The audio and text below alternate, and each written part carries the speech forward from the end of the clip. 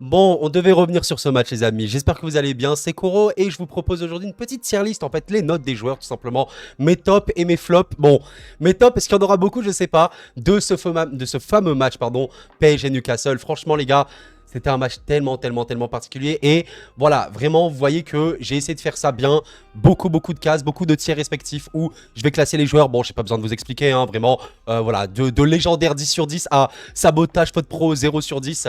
Globalement, on va noter tous ces joueurs-là. Bon, j'ai mis les remplaçants. Je suis pas sûr de mettre vraiment les remplaçants parce qu'ils ont joué peu, mais il y a quand même des petites choses à dire, notamment je pense sur Barcola ou quoi. Donc voilà, vraiment installez-vous bien, j'espère que vous apprécierez cette petite vidéo en mode tier list et ça peut être cool. Vous savez, les notes c'est souvent un truc qui se fait beaucoup, mais en mode tier list je trouve que ça se fait pas trop, donc allez, on fait un petit peu dans l'originalité pour une fois. Donc si vous aimez la vidéo, pensez à liker, ça fait vraiment plaisir et à vous abonner. Alors je rappelle, petit disclaimer quand même avant, je n'ai pas la science infuse, hein. Si jamais vous n'êtes pas d'accord avec moi, on en parle, il n'y a aucun problème. Mais voilà, je vais essayer de développer, je pense qu'au-delà de la note, le développement sera plus intéressant.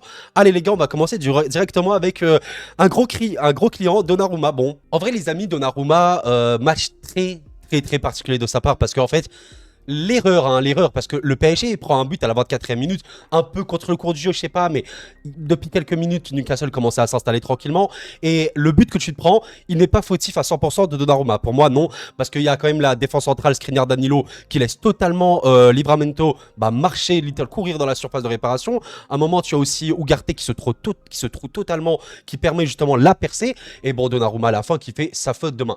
Et en fait, comment vous dire, ce qui est bizarre avec Donnarumma, c'est qu'en soi, je vais pas dire faute pro 0 sur 10, mais disons que le match se finit 1-0, bah, t'es éliminé quasiment. Je sais pas si on se rend compte de la situation quand même. Au-delà de l'erreur, il a pas été ultra bon non plus. Il a eu quelques petits arrêts à faire. Tu l'avais pas senti du tout serein parce que notamment, vous savez, à un moment, il y avait un gros pressing d'Almiron, hein, il me semble, qui était seul à presser, rendez-vous compte. Skriniar, Danilo et Donnarumma. Et malgré ça, Donnarumma, il te fait une mauvaise passe à Hakimi. Là, vous voyez, dans cet endroit-là, pour la souris, comme vous voyez. Et Hakimi qui tente de dribbler au lieu de passer, par exemple, à Fabien Ruiz ou quoi, qui perd le ballon et qui a une occasion monstrueuse par Isaac. Et heureusement qu'Isaac tire au-dessus. C'était juste avant le but, les amis, c'était vers la 20e minute. Et en vérité, Donnarumma n'a pas du tout été stable dans ce match-là. J'ai envie de te dire un peu comme d'habitude malheureusement, mais Donnarumma est très bon, hein, sincèrement les amis, il fait vraiment un très bon début de saison, mais force est de se constater que le gardien n'est pas mûr, n'est pas terminé, évidemment, il est encore très jeune, et c'est compliqué. Et honnêtement, sur ce match-là, les amis, j'ai envie de le mettre en très mauvais, hein. Je suis désolé, mais pour moi, c'est pas 1,5 sur 10, mais c'est plus proche du 2,5, 3 sur 10. Honnêtement, je pourrais le mettre dans mauvais 3 sur 10 ou dans très mauvais 2,5 sur 10. Pour moi, c'est très limite. Dites-moi un petit peu ce que vous en pensez, mais pour moi, tu peux même pas lui mettre 4. Hein. Pour moi, c'est soit 3, soit tu lui mets 2,5. Je vais lui mettre 2,5 parce que je suis en mode... On marque pas le penalty à la fin, c'est fini, on est quasiment éliminé. Et limite, là, j'ai envie de te mettre en mode sabotage. Tu vois ce que je veux te dire? Donc, je vais le mettre 2,5 à Donnarumma. C'est très sévère pour commencer. Mais les gars, voilà, moi, je suis quelqu'un de sévère, pas du tout. Allez, on va continuer avec Lucas Hernandez. Alors, Lucas Hernandez, bon, match, honnêtement, les amis, c'est une satisfaction. Je sais pas si on peut dire ça comme ça. Mais honnêtement, Lucas Hernandez... assez, voilà, c'est quand même un taulier de l'équipe aujourd'hui, Lucas Hernandez, même si on sait que ce poste de latéral slash piston, bah c'est pas forcément le poste préférentiel parce que c'est un central hein, de métier réellement, mais il peut être très bon dans ce poste-là. Et honnêtement, Lucas, il a un peu galéré sur Almiron de temps en temps, on va pas se mentir, mais il a quand même eu des percées intéressantes, un peu comme son frère Théo. Il a failli marquer d'ailleurs quand même à une reprise. Et honnêtement, le fait qu'il a cet apport offensif là, en plus d'être bon quand même défensivement, c'est pas si mal. Sur ce match-là, il n'a pas été transcendant, hein, les gars. Il n'a pas été très bon. Voilà. Pour moi, il n'a pas été bon ni correct non plus. Je vais lui mettre moyen plus. Je pense que moyen plus, c'est pas si mal parce que 5,5, pour moi, c'est une note qui peut avoir ou 5, c'est pas si pire. Franchement, voilà, je sais même pas les notes qu'ont mis les journaux pour vous dire. Mais pour moi, voilà, Lucas Hernandez, je sais pas ce que vous en pensez. 5,5, ça me paraît pas aberrant. Pour moi, c'est un des meilleurs joueurs du match, même si... Voilà, globalement, le match là c'était un match très particulier parce que là on parle vraiment des joueurs et je rappelle quand même que c'est des notes individuelles. Il y a des joueurs qui peuvent être plus ou moins forts en fonction d'un collectif. Et bon, et après il y a des joueurs qui font un collectif, notamment les milieux de terrain. Bon, voilà, pour Lucas, j'ai pas grand chose à développer. Je vais le mettre là parce que c'est un match ok, moyen plus, voilà, vraiment. Alors là les amis, on va faire les deux en même temps. Skriniar, Danilo, les ténèbres ont envahi ce monde jusqu'à extraction la plus totale. J'en peux plus. En vrai les amis, Skriniar et Danilo, j'ai rien contre eux, la vérité. Mais bon, cette défense centrale n'est pas bonne. Voilà, on va pas se mentir. Skriniar et Danilo ne sont pas compatibles. Ils sont assez lents. Ils peuvent être très fébriles. Sous pression, rendez-vous compte, je l'ai dit tout à l'heure. Almiron a pressé seul Donnarumma, Skriniar et Danilo seuls. et il s'est procuré une action de but avec Isaac juste après. On se rend compte de la situation, voilà, juste pour vous dire un petit peu le délire. Donc honnêtement les amis, c'est pas un bon match, un des deux honnêtement. Je sais qu'il y a des gens qui vont dire ouais mais Skriniar il a été propre et tout, il a pas fait de faute machin. Alors, Skriniar fait une faute aberrante à un moment qui peut limite être rouge, déjà de 1. Et de 2, c'est pas parce qu'un défenseur est clean qu'il est bon. Je sais que ça peut paraître fou, mais en fait un défenseur, il doit avoir des actions défensives importantes. Et Skriniar, c'est quoi ses actions défensives? Il y en a eu, ok, comme Danilo, mais je veux te dire, il y a trop de moments où t'es fébrile. Et Newcastle, avec très peu de choses, ont eu des vraies occasions. Et c'est inquiétant. Et honnêtement, les deux, je vais les mettre dans mauvais, insuffisant. Je pense sincèrement que c'est 3,5. Sincèrement, pour moi, c'est pas trop plus. Et juste, les amis, pour appuyer mon propos par rapport à Skriniar, rendez-vous compte de la situation. Skriniar, c'est un seul duel aérien gagné sur 6 hier. Un seul sur 6 malgré sa taille. Et quand on ajoute à ça au manque de prise d'initiative avec des ballons et relances ratés, car emprunté techniquement et à son incapacité à couvrir le grand espace, bah, ça donne des prestations largement insuffisantes. Et globalement, je suis très d'accord avec son analyse, parce qu'en fait, comment vous dire, c'est un joueur qui est vraiment faible dans les airs, mais en plus, oui, qui ne prend pas l'initiative. Et les amis, c'est flippant parce que quand on voit ses stats avancées, Skriniar, il est absent dans ce domaine-là. Voilà, là les amis, nous sommes sur le site Football Ref. Alors, quand on voit les stats de Skriniar, honnêtement, c'est flippant, hein, les amis. On est très loin du potentiel joueur top monde, hein, très loin. À son poste, il y a largement des joueurs bien meilleurs. Et ce qui est dingue, c'est que les deux meilleurs stats de Monsieur Milan Skriniar, c'est les passes tentées, donc il passe énormément, mais des passes réussies, 99%. Donc il est vraiment dans le top monde dans ce domaine-là. Donc on est en mode, ah ouais, mais Skriniar, il rate aucune passe, il est exceptionnel, machin et tout. Mais les amis, les passes progressives, il n'en en fait pas du tout. Et en plus, les possessions progressives non plus, il ne court pas avec le ballon. Et quand tu vois ses stats offensives, elles sont nulles. Ses stats défensives, elles sont pourries. Bon, les duels aériens, c'est littéralement le pire défenseur du monde, littéralement à ce poste-là. Donc ça fait que Skriniar, les amis, il est là parce qu'il est là. Parce qu'il a été pris gratuitement. Mais la vérité, aujourd'hui, c'est quoi la meilleure défense centrale du PSG? Je pense que c'est Hernandez Marquinhos, parce que le vécu, les deux, l'expérience, ils sont compatibles. Hernandez Mukele, peut-être, mais c'est pas Skriniar. La vérité, c'est que Skriniar, aujourd'hui, n'est pas un bon défenseur. Enfin, il est ok, mais il y a trop de fois où tu peux te prendre 1000 buts parce qu'il n'est pas bon dans le pressing, il n'est pas bon dans le stade défensif ni rien. Et honnêtement, voilà, comme Danilo un petit peu, hier, il a été mauvais. Et je pense quand même qu'il a été plus mauvais que Danilo. Donc, je vais le mettre ici, voilà. Alors là, les amis, on attaque un joueur que c'est un peu compliqué pour moi de noter parce que c'est Hakimi. Hakimi qui a, bon, comme je vous l'ai dit, hein, je l'ai répété depuis le début de la vidéo, mais il y a eu une immense erreur d'Hakimi qui a voulu dribbler Almiron, qui était seul au pressing contre 4 joueurs, qui a réussi à choper le ballon. Donc c'est une énorme faute qui aurait pu amener au but juste avant le but de Isaac. Hein, d'ailleurs, Isaac aurait pu mettre un doublé hein, si jamais. Et en fait, Hakimi, à part ça, il a quand même été vraiment présent offensivement. On rappelle quand même que ce couloir droit, Hakimi Dembélé, il a été violent encore une fois, mais c'est normal. Hein, les deux se trouvent bien. Hakimi a été très souvent volontaire. Très souvent, il replonge un petit peu dans l'axe, hein, c'est normal, parce que c'est un joueur qui peut faire ça. Il a même tiré, malheureusement, il n'a pas marqué, hein, voilà, la finition dégueulasse. Mais voilà, Hakimi, en fait, pour moi, c'est pas du tout un très mauvais match non plus. C'est pas insuffisant, je trouve non plus, mais on est dans le moyen, vraiment moyen, voire moyen moins. Mais en fait, ce qui est particulier, c'est que Hakimi a vraiment eu des phases où il a été bon. Il a vraiment été bon par moment, mais d'autres où il n'a pas été bon. Et en fait, pour moi, quand tu englobes, c'est moyen. C'est-à-dire que offensivement, si je note totalement Hakimi offensivement, je suis en mode là, il a été bon, vraiment, même franchement, pas loin d'être correct, plutôt 6 sur 10, on va dire. Il a été 6 sur 10, c'est vraiment bien, plutôt correct du coup. Mais il y a d'autres phases, notamment défensivement, tu es en mode, oula, c'est mauvais, genre, il y a un problème. Et voilà, du coup, ça fait que, overall, globalement, je le mettrais dans moyen, parce que voilà, mais on pourrait le mettre dans correct, ok? 6 sur 10, pour moi, c'est plus proche du 5, 5,5, voire même 4,5 si on est un peu sévère. Voilà, pour moi, Hakimi, on va aller sur ça. Mais il n'est pas du tout le pire joueur de l'équipe hier, réellement. Alors là, les amis, ça va me faire mal au cœur de noter ce joueur parce que je l'aime énormément, mais on va devoir être sévère, malheureusement. Manuel Ugarte. Je suis désolé, les amis, mais ce joueur-là... Alors, je vais nuancer parce que, on va pas se mentir, Ugarte est beaucoup plus fort quand il y a Warren Zaïre-Emery. Je le dis clairement, parce que Ugarte est un ratisseur, mais quand il est accompagné d'un deuxième ratisseur comme Warren, son travail il peut être beaucoup mieux, réellement. Sincèrement, je vais développer les amis, ne mettez pas votre pouce rouge si vous vous énervez, mais il a été très mauvais. Voilà, je le dis réellement, pour moi je lui mets 2,5, un peu comme Donnarumma. Pour moi, c'est grand max 3, mais vraiment pas plus. Pourquoi parce qu'en fait, bon, déjà, si on regarde d'un point de vue stat pur, voilà, sur Paris Stade Saint-Germain, comme d'habitude, j'utilise beaucoup ce compte-là, très bon compte Twitter, n'hésitez pas à le follow. Un duel gagné sur 6 pour Ugarte contre Newcastle. En 5 matchs de Champions League, il a gagné 18 duels sur 56, soit 32%. C'est très mauvais. C'est très très très mauvais. Surtout pour un milieu défensif où ton but c'est de ratisser, être un destructeur, un casseur d'action. Et Ugarte qui a été sorti en premier, hein, je rappelle, a fait vraiment un mauvais match. Et je pense que c'est peut-être le pire joueur du match. Sachant que le but là que tu te prends par rapport à Isaac, en 24e minute, bah je suis désolé, mais ok, Donnarumma fait la faute de main, mais comme j'ai dit, il y a une action avant. Et Ugarte se fait totalement trouer, un peu comme Fabian Ruiz. Et il y a un gros problème. Bon, Guimarães l'a un peu aspiré. Honnêtement, il n'a pas existé contre Guimarães. Et ça faisait pitié. Et c'est pas la première fois. Et en fait, j'ai l'impression qu'Ugarte est très dépendant de Warren Zaïre-Emery aussi. Sans vouloir voilà, le descendre, c'est une vérité pour moi. À ça, tu peux ajouter quelque chose de très inquiétant, comme le dit Paris Saint-Germain. Je ne sais pas si on se rend compte de la dinguerie. Ugarte, c'est 16% de passes vers l'avant. Vers l'avant. Comme annoncé sa pré-saison, il va exploser le record de Vitinha la saison dernière à 20%. Mais ce qui est vraiment inquiétant, c'est que oui, la direction des passes d'Ugarte, regardez un petit peu, c'est très faible. C'est pas du tout un milieu qui va faire accélérer le jeu. C'est un milieu très latéralisant, ce qu'on peut dire.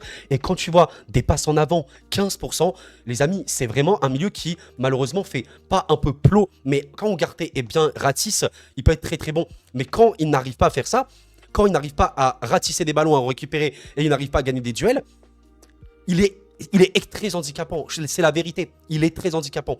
Et waouh, ça fait un peu peur. Donc là, les amis, nous sommes sur le site Football Ref, encore une fois. Là, vous voyez les stats de Manuel Ugarte. Donc les stats offensifs sont nuls. Voilà, il est vraiment mauvais dans ce domaine-là. Et les stats défensifs, il y a quand même deux très bonnes stats, notamment une, les tacles. Sûrement le meilleur tacleur dans son poste, de très loin. Et il y a quand même une bonne stat offensive sur le niveau des dribbles. Hein. C'est quand même un mec qui dribble. Mais comme vous pouvez le voir, les passes progressives, bah, c'est nul. Voilà, il fait pas trop de courses avec le ballon. Et voilà, les passes réussies, au final, c'est très latéralisant. Donc un peu comme Skriniar tout à l'heure, mais en mode milieu défensif. Il est quand même meilleur défensivement, mais quand je rappelle quand même que le milieu défensif dans une équipe de football, c'est capital. Mais les gars, un milieu comme ça, je vous dis, l'année dernière City, si t'as un Gundogan ou si t'as un Rodri qui n'est pas bon, mais jamais City aussi fort. Et c'est une vérité. Et aujourd'hui, ben, il y a une chose à constater aux côtés du PSG, ton milieu défensif n'est pas du tout top monde actuellement. Il a beaucoup progressé et c'est dur. C'est-à-dire que là, mais le milieu de Newcastle est bon, hein, je ne dis pas le contraire, il est vraiment bon. Mais demain, tu affrontes le milieu de City. Concrètement, il se passe quoi?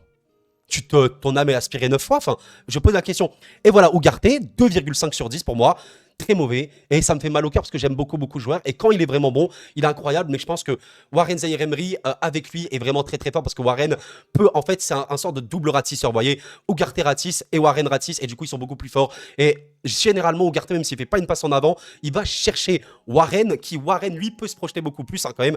Warren se projette beaucoup plus, il marque beaucoup plus et tout. Et ça se voit. Warren est le meilleur joueur du PSG aujourd'hui. Je ne sais pas, mais réellement, un joueur ultra clutch. Hein, c'est réellement dans le top 3 des joueurs les plus importants du PSG aujourd'hui. Warren de très loin. Et voilà, même s'il est très jeune, bah, c'est un des meilleurs joueurs du club. Hein, vraiment de loin. Et tu sens qu'Ugarte, notamment, sans lui, c'est beaucoup plus compliqué. Voilà. Allez, Kanguini. Bon, la Kanguini, les amis, c'était un peu compliqué, honnêtement. Alors, en première mi-temps, je l'ai trouvé très absent. À part quelques petites actions, notamment défensivement, il était bien. La seconde période, c'était quand même mieux. Beaucoup de centres, malheureusement, pour personne. Voilà. C'est un match assez médiocre. Hein. C'est pas très bon non plus. À sa décharge, il était quand même pas dans un rôle adapté. Il était un peu dans le rôle de Vitinha, dans le demi-espace gauche, les amis. Ce qui est un peu compliqué pour moi, Kanguini, c'est... Ouais, c'est peut-être 4, 3,5, 4. C'est pas plus pour moi, sincèrement. Parce que, en fait, voilà, il était vraiment dans ce rôle de demi-espace gauche. Vous savez où Vitinha peut vraiment être pour servir un peu de relais Mbappé. Mais on sait que Lee est beaucoup plus fort en mode de milieu central. Mais pas milieu central parce que c'est pas un milieu central. Tu vois que dans les duels, il n'est pas bon. Hein, réellement, il se fait vraiment percer. C'est pas son rôle. Mais plutôt en mode milieu offensif, du coup. Vraiment en mode 8. Il va être là pour attaquer, pour apporter offensivement un peu le créateur de l'équipe. Hein. Et du coup, voilà, sur le côté. C'est pas ouf et c'est pour ça qu'il était quand même en meilleur en seconde période. Bon, globalement, j'ai pas grand chose de plus à ajouter. C'est pas ouf, c'est pas un bon match. À sa décharge, quand même, il était pas à son poste réellement. Voilà. Et son rôle n'était pas convenable pour moi. Donc voilà. Mais c'est pas un match de fou pour Kanguini, malheureusement. Allez, on va passer à Fabian Ruiz. Alors, Fabian Ruiz, je sais que c'est un peu le mal aimé, le vilain petit canard avec Solaire, machin et tout. Mais force est de constater que cette saison au PSG, il est quand même important pour le club. Et honnêtement, ben, pour moi, il a pas du tout été dans les pires. Honnêtement, pour moi, il est un peu dans cette case-là avec Hernandez et Hakimi. Dans les moyens, en vrai, par moment, il est correct. Vraiment, il est vraiment bien, même bon, sincèrement. Mais encore une fois. En fait, le jeu, comment on va dire, Fabian Ruiz avec le ballon, vraiment bien. Fabian Ruiz sans le ballon, pas ouf. Et en fait, c'est vraiment ça. Le truc de Fabian Ruiz, c'est que c'est un joueur qui doit vraiment encore beaucoup progresser. Et sincèrement, si je note le match de Fabian Ruiz avec ballon, je suis en mode vraiment bien, mon gars. C'est bien, c'est vraiment, t'accélères le jeu, tu trouves des bons relais, t'arrives à te proposer pour libérer un espace. Bien, c'est vraiment bien. Avec le ballon, vraiment, vraiment, t'arrives à apporter offensivement parce que tu vas toujours faire un truc. Mais bon, j'ai un peu cafouillé. Ce que je voulais dire, c'est que malheureusement, sans le ballon, bah, surtout en fait dans la phase défensive, souvent il se fait trouer. Souvent, il y a des moments où tu te dis, bon, bah, est-ce qu'il est vraiment présent? Et ça fait que, honnêtement, le match d'hier, bah, notamment, voilà, je reparle de cette action à la 20e. Là, il se trouve, hein, avec Ugarte, il se trouve totalement. Et c'est lui, de base, le fautif primordial à la base de l'action. Voilà. Et Isaac, bah, voilà, quand il a marqué son but, c'est la même chose. Il n'est pas du tout dans le truc. Mais voilà. Malgré le fait qu'offensivement, il a apporté, il était bien. Et voilà. Mais il a quand même tiré, il a tenté. C'est un match moyen. C'est un match moyen. Par moment, il était bon, vraiment. Mais sans le ballon, c'est beaucoup plus compliqué. Ça fait que, honnêtement, je le mettrais peut-être là. Moyen, lui, c'est vraiment le 5 sur 10 peut-être. Peut-être 5,5. Mais pour moi, c'est pas vraiment plus. Voilà, voilà. Bon, les amis, on va parler de l'attaque. Et l'attaque, les amis. Là, il y a des choses à dire, je pense. Ousmane Dembélé. Alors, Dembélé, les amis, quand même, un des joueurs évidemment phares du PSG cette saison, parce qu'il est très frustrant. Bon, c'est une faute pro, hein, ce match, pas du tout. Pas du tout, pas du tout. Mais honnêtement, les gars, Dembélé, pour moi, ça va être simple. Étant donné que c'est le joueur le plus déstabilisant au PSG actuellement, c'est une vérité. Je peux pas le mettre en moyen, et surtout que dans le match qu'il a fait hier, il était plutôt correct. Pour moi, c'est un peu un 6 sur 10 Dembélé. Parce que, en fait, comment vous dire, avec Hakimi, il a vraiment été très, très, très dangereux, je trouve. Enfin, surtout lui, en fait, en première mi-temps. Après, c'était un peu plus compliqué en seconde, on le voyait moins parce qu'il y avait un bloc bas, mais il a tenté énormément de centres, énormément de courses en avant, il a tenté énormément de dribbles évidemment, et bon, honnêtement, il a créé énormément d'occasions créées plutôt, je me mélange dans mes mots, et sincèrement, il y avait vraiment beaucoup de fois où il était soit passeur, soit buteur, et à un moment, c'était le joueur le plus dangereux. Limite, c'est vraiment lui le joueur le plus dangereux, et j'ai du mal à mettre Dembélé en dessous de correct, surtout que même défensivement, bah, par moment, il a été là, et honnêtement, je suis pas loin de mettre 6,5, parce qu'il a apporté dans quasiment toutes les phases du jeu. Je vous invite à regarder le match, à le revoir, il a été dangereux quasiment à chaque prise de balle, et ça prouve son vraiment très bon début de saison. Malgré, oui, je sais des moments où il a pas été forcément très bon, mais je vais vous montrer une stat assez cool. Bah voilà, ça les amis, c'est littéralement les stats après le match contre Monaco. Donc vous voyez que les passes clés des joueurs, bah Dembélé est largement le joueur produisant le plus de passes clés, mais également le joueur qui a le plus gros volume d'occasions créées. Et ça, c'est une vérité au PSG. En plus, c'est un des joueurs qui tire le plus. Mais voilà, là, je n'ai pas les stats réelles par rapport au match qui vient de s'écouler, mais il a réellement créé énormément d'occasions, encore une fois, des passes clés et tout ce que vous voulez. Bref, ça, c'est sûr et certain. Et voilà, les amis, j'ai pas non plus envie de le surnoter. Pour moi, c'est pas non plus, il a été 7 sur 10, vraiment pas. Parce que malheureusement, il y a toujours, vous savez, dans ces joueurs-là, énormément de déchets techniques, que ce soit dans la passe, dans les centres. Hein. Bon, c'est des passes, évidemment. Et bon, honnêtement, il perd quand même pas mal de ballons, je pense. Et voilà, mais étant donné qu'il a été le détonateur, le mec qui a été le plus dangereux, la vérité, c'est qu'on peut pas le mettre pour moi en dessous de 6. En vrai, tu peux le mettre 5,5, mais pour moi, il est quand même meilleur qu'eux. Donc c'est pour ça que je vais le mettre dans correct. Voilà, merci Dembélé quand même. Mais il faudrait marquer, voilà, il faudrait aussi trouver un peu plus de passes justes et tout. Mais bon, là, en fait, la question de l'avant-centre, on va y arriver maintenant. C'est un petit peu le plus gros problème pour moi, vraiment. Parce que oui, les amis, nous allons parler de Randal Kolo Muani. Et la question de l'avant-centre au PSG. Oh là là là là là là. Les gars, je vous le dis honnêtement. Haaland ou Harry Kane, par exemple, ces joueurs-là, un des deux, jouent au PSG. Et hier, tu mets pas Kolo Muani, tu mets Haaland. Le match se termine en 7-0, il n'y a pas de vanne. Ce n'est pas une vanne. Et un avant-centre dans une équipe, c'est primordial. Parce que si tu n'as pas un mec qui va tuer les occasions, il peut arriver ce genre de choses. Et Kolo Muani, bon, honnêtement, c'est très mauvais. Il a fait des trucs ok, sincèrement. Il y a des moments, notamment en première période, je pense que vous en souvenez, où il fait des très bonnes remises, belle talonnade, mais déchets techniques aberrants encore une fois, des courses bizarres, aucun tir, voilà, 0 tir quand même, pour un avant-centre, c'est assez cool, hein, c'est pas si mal. Et voilà, et donc sincèrement, on peut pas pour moi, tu peux lui mettre 3 si tu veux, mais honnêtement, pour moi, si tu mets plus de 3, il y a un problème. Moi, je vais lui mettre 2,5 max, enfin minimum 2, je pense pas en dessous quand même, faut pas abuser, mais je veux dire c'est mauvais, c'est très mauvais, sincèrement il y a un problème pour moi. Et les amis, ça c'est pour moi une des stats les plus choquantes que j'ai vues au PSG. Est-ce que vous voyez le choc dans cette image? Je vous invite à faire pause, et quand vous avez fini de faire pause, vous recommencez, je vous dis. Pour moi les amis, la chose que je trouve ultra aberrante dans cette image, les tirs des joueurs, les gars. Mbappé en a mis 59, évidemment. Bon, ça, c'est en Ligue 1. Hein. Hakimi, 25. Gonzalo Ramos, 27 et tout, hein, 22. Les gars, Kolo Muani, 8 tirs. 8 tirs en 13 journées. Kolo Muani, avant-centre, soi-disant, 8 tirs en 13 journées. Ça, vous voulez que je vous dise quoi? Sincèrement, à partir de là, vous voulez que je vous dise quoi? Ramos, qui a beaucoup moins de matchs et 2 minutes, a mis 22. Donc, c'est beaucoup plus correct. Kolo Muani, 8 tirs. Non, mais 8 tirs pour Kolo Muani. Warren, il en a mis 10, les gars. C'est aberrant. Voilà, c'est aberrant. Je suis un peu énervé, je suis désolé. Et bon, ça prouve que ce joueur a un gros problème. Et voilà, comme il le disait, Paris Stade Saint-Germain, le nombre d'occasions, c'est indécent. Il y a eu trop d'occasions. Mais les amis, parmi toutes ces occasions, parmi tous ces tirs-là, eh ben, sachez quoi? Vous savez quoi? Kolo Muani n'a pas tiré une fois. Voilà, littéralement. Et voilà, pour moi, les amis, je lui mets 2,5. Pour moi, c'est le pire joueur du match, je pense sincèrement.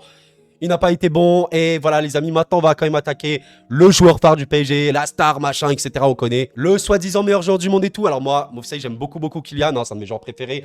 Mais force est de constater qu'il peut être aussi frustrant. Et honnêtement, alors dans le match d'hier, les amis, on va être très honnête. Première période, on est, je pense, à peu près là. Hein, honnêtement, on est soit là, soit là. Seconde période, on est bien plus là. Voire par moment là. Vraiment. J'insiste. Et encore une fois, les gars, hier, t'as un avant-centre qui peut tuer. T'as Haaland. Mbappé, il peut finir avec 3 passes D, hein, réellement. T'as des actions, notamment, de Mbappé en seconde exceptionnelles pour Barcola. Ça fait flipper.